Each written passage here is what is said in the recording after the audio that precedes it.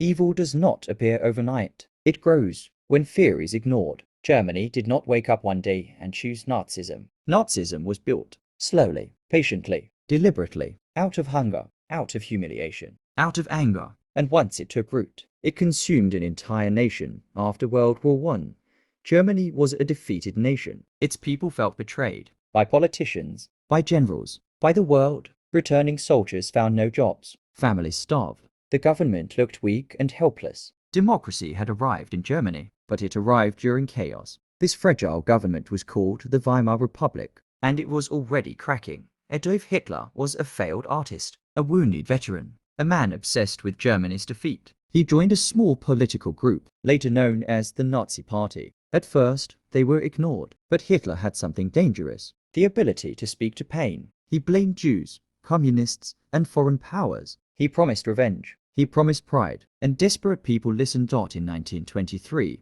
Hitler attempted a violent takeover of the government. It failed. He was arrested. Many believed his movement was over, but prison did not silence Hitler. It focused him. Behind bars, he wrote a book called Mein Kampf, a blueprint of hate, expansion, and racial ideology. When he was released, he chose a new path: power through the system. In 1929, the world economy collapsed. Germany was hit harder than most. Banks failed. Unemployment exploded. Hope disappeared. Millions turned to extremes. And the Nazis were ready. They offered jobs, order, national pride. Fear turned into loyalty. By 1932, the Nazi Party was one of the largest in Germany. In 1933, Adolf Hitler was appointed Chancellor of Germany. Many believed they could control him. They were wrong. Within months, political opponents were arrested. Free speech was crushed. Democracy was dismantled. Germany became a dictatorship. Nazism was no longer an idea. It was law.